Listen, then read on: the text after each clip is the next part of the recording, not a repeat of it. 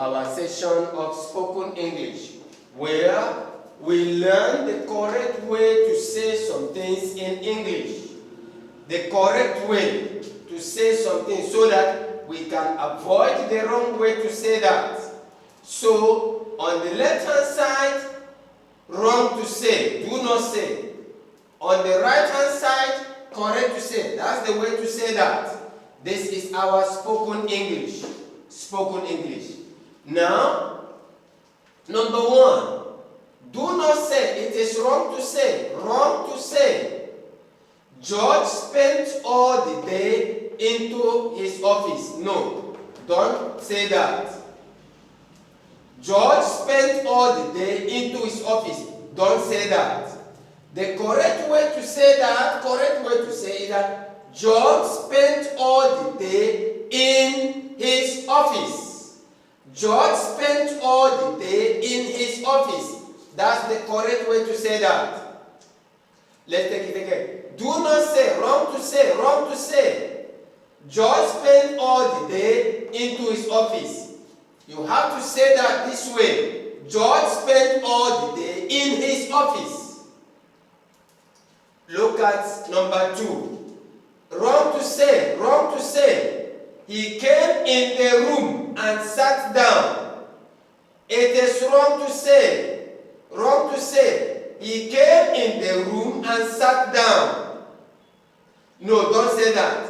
The correct way to say that is he came into the room and sat down. He came into the room and sat down. Why? Here you see in and into being confused. Now it should not, because we use in when you want to show position or rest inside something. That is when you use in. That's why we say George spent all the room in. You are showing position in his office. Here we are showing position or rest inside something. Now, we use into when we are talking about motions or directions towards the inside of something. Motions, that is movement, or directions towards the inside of something. That's why we say he came into the room and sat down. He came into, that's motion or direction towards the inside of something. That's why we say into. So instead of saying he came in the room and sat, we say he came into the room and sat down. Let's look at number 3. John bought a chair at $50. John bought a chair at $50. Wrong to say. Don't say that. Don't say that. John bought a chair at $50. No.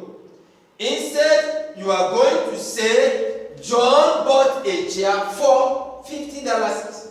John bought a chair for $50. Do not say John bought a chair at $50. No, it's wrong.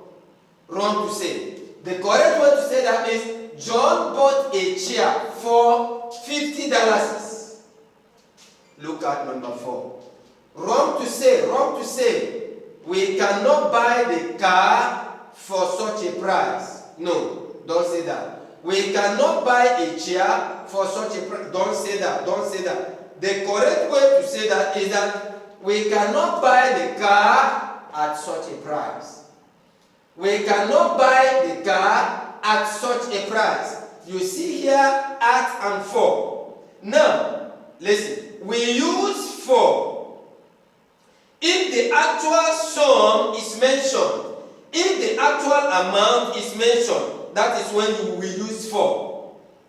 If the actual amount, the real amount is mentioned, the real amount is mentioned, the actual sum or price is mentioned. That's why we say, that is when we use for. That's why we say here, John bought a chair for $50. We are mentioning the actual amount. That's what we use for. So we use for if the actual amount, the actual sum is mentioned. Now, but we use at if the actual amount is not given. We use at if the actual amount is, that's why here we say we cannot buy the car at such a price. There is no amount mentioned here. That's why we say at.